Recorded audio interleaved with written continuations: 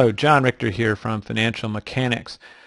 Welcome to this video tutorial on demonstrating the fluency we expect you guys can get to with proper training and crucially practice. So this is not an instructional video. This is a video that is going to demonstrate just that, this concept of fluency. So I will be dictating in the course of this video, but I will not be teaching. I'm not going to dictate keystrokes. I'm going to dictate the modeling problem that I'm trying to achieve.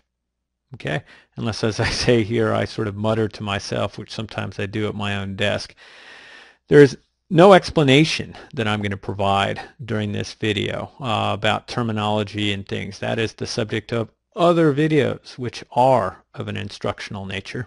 And I'm not going to discuss a rationale for certain approaches and get into a design discussion. Again, I'm going to take that as read. That is the better place for the fast modeling standard itself to make those justifications. And in fact, some of what we're doing in the context of a very simple problem here is arguably not the optimal fast design solution.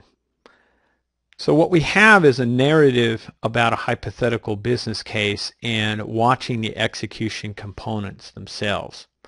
Or if you prefer, what we're calling here execution protocols, or what I've kind of put together as the component parts of what I'd like to demonstrate in this video.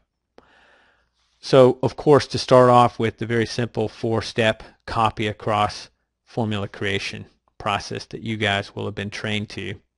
Creating links, both ways of creating links, the get to the label double tap and the paste link. Copying links, including in the context of swapping in different ingredients for a calculation block. Navigation. Copying and deleting calculation blocks using the inevitably often the insert copied cells approach. Modeling with placeholders. And editing a pre-existing formula with trace arrows as well as probably part of that process, clearly using the F2 properly and all that kind of good stuff. All very keyboard-oriented stuff.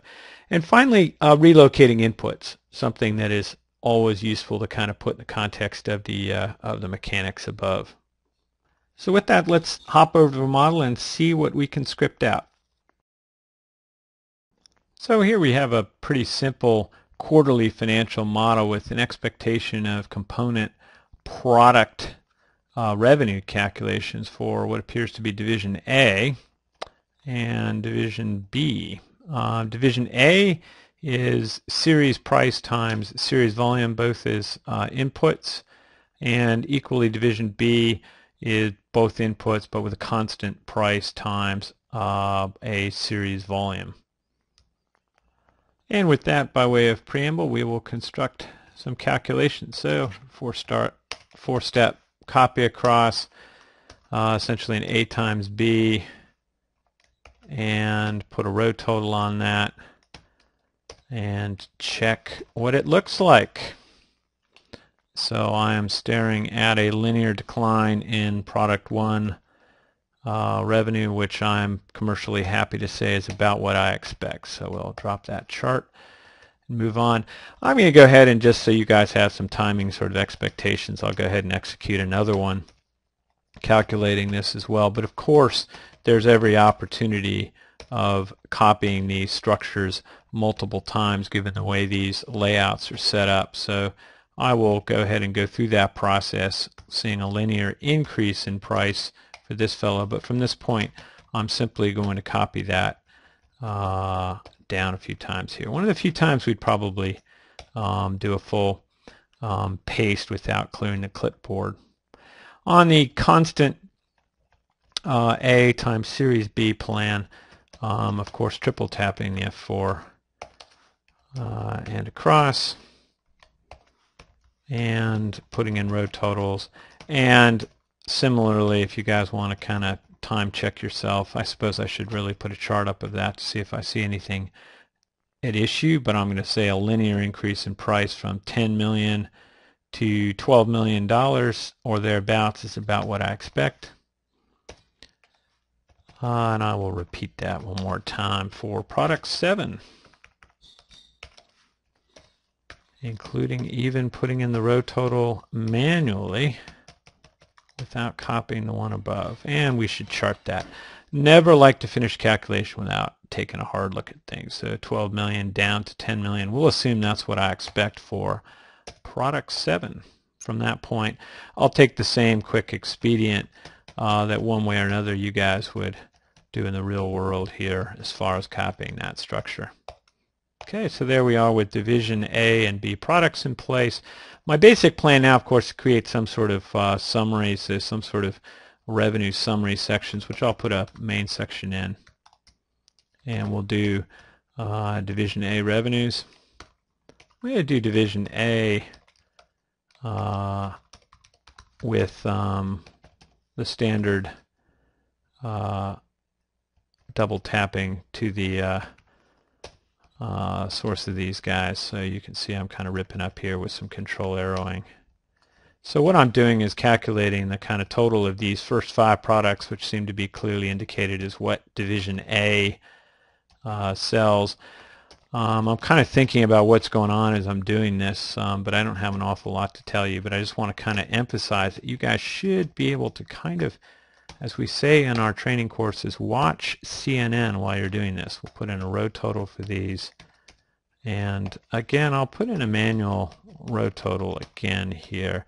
And of course, crucially, not going anywhere until I chart. And I go, whoa, how did I let that picture sort of slip through the cracks? So let's just sort of say I'm generally okay with the kind of linear decline and some sort of plateauing sort of hump. But this spike is nothing I was expecting. So let's see if we can get to the source of that. It must have been that dubious technique I had of just simply copying the structure. So of course you'd want to take a picture of all 5 of these, see if you can detect where the spike is. And I think pretty easily the dark green fellow here is looking like it's popping out. The green series is the spike. Series 3, 0.10 at 10,246. So you would hop back on 3, chart it, convince yourself there's a spike on 3. There is. And take a look at whether the spike was caused by component A or component B. Now this gets a little bit tricky with scales of very different sources to do sort of both at the same. So generally probably recommend snapshotting, but it clearly is in series 1. Or if you prefer clearly enough, not in series 2. So we've tracked that down and it's some sort of input data issue. F5 enter should take us back to where we came from. And let's see, division B. Why don't we do division B revenues a little bit differently? I'm not sure I would, but I want to demonstrate the fluency you guys should have with paste link. So we will assume each of these I am on. So let's do division B. Let's see, products 6, 7, and 8. So we'll kind of hop around on our headings. Let's see, Control C, paste special link, and across. But I'll just sort of do each as we go. I'm so likely to do this as an equal upper operation. In this case, it's to do each one paste special link is a little bit tricky. Let's see, where do we go? 8 next. Control C, down, paste special link to F4. 9. When I go click, you know, it's tempting to, but nah, I'll go up. Control C, page down, or control arrow. All right. Would I copy each one of these across together? You know, I don't know. This sort of whole operation to do paste special links. I just want you guys to be just dead fluent with the operation. Shoot them across, put in a row total. Would I have already done that? Would I have copied the previous block? Potentially. But we'll get to that next as far as a skill. So I want you guys to be dead fluent with both forms of creating those row anchored links. Do I have anything to worry about here? Nothing leaping out at me with the division B revenue picture. So there we have some basic formula calculation and some of the basic skills you guys have. Let's say that revenue summary, let's see, this is by division. But let's say I've also got a setup where we have by geography, where geography X is odd product items. So let's put in geography X revenues. I'm going to say these are odd. So this classic copy some links. There's 1, 3, and 5. Would in reality I do something a little bit different, which is to take, if I'm doing let's say the odd ones here, 7 and 9, would I actually take 7 and 9 through 9 like this in one shot, do an insert copied cells, knock out the one I don't need and knock out the extra? Yes. Okay. So getting a collection of links and dropping out the ones you don't need is absolutely in the cards. For what? Geography Y, we'll go with the evens and maybe just sort of show that skill. So geography Y, this is time to copy a block, so why don't I go ahead and take the block? At least that'll get me the 5 things added up.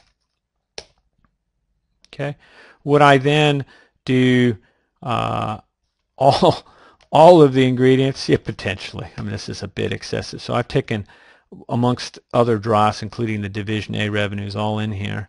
I know this is a row total that can stretch, so I'll sort of insert copied cells. This is pushing the limits of what I would do, and get rid of what I don't need.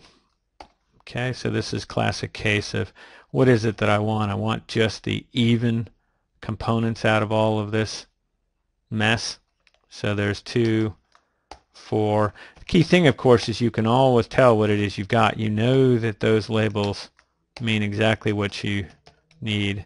So there's 2 through 10. I would check this with a quick trace arrows. Make sure that nothing funky is going on from that pretty weird operation. Don't forget changing your labels when you do a kind of copy in the block. This is geography Y revenues, which are just the even components under my hypothetical case. Chart that.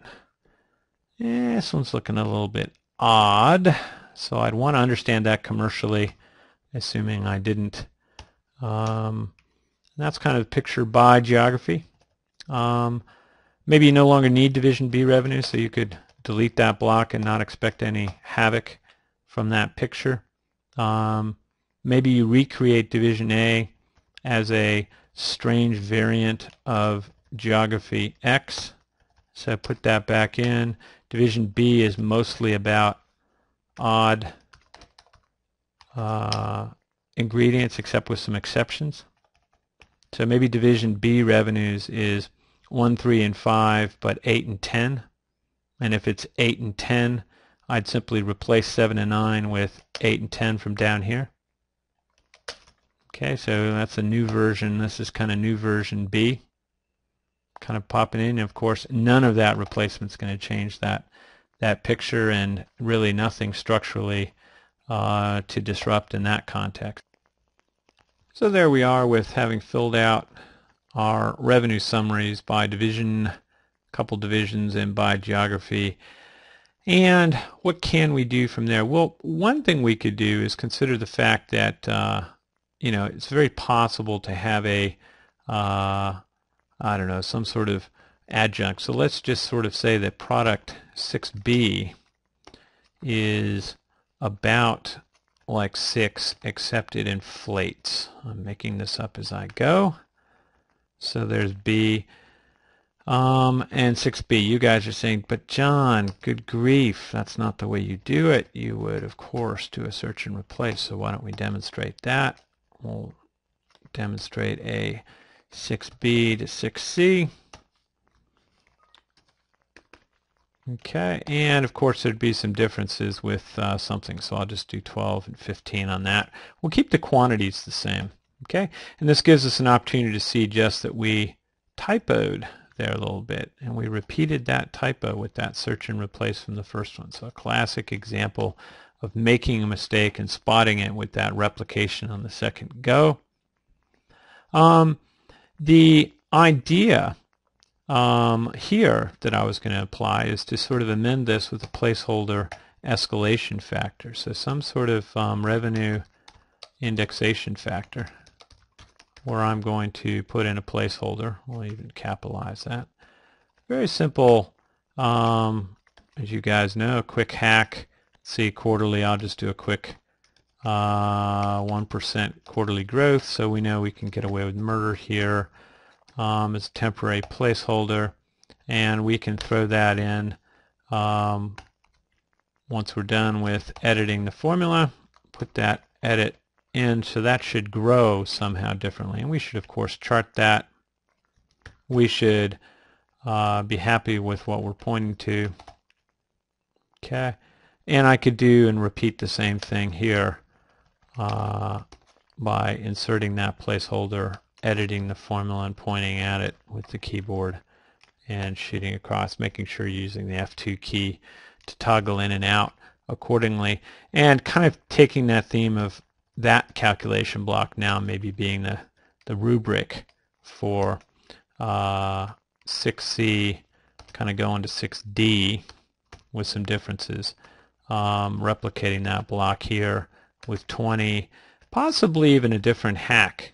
We'd have to sort of want to relabel that, but maybe 6D volume is in fact different with a big spike here, 4 million. So we can kind of demonstrate the fact that 6D is of course doing something a bit different.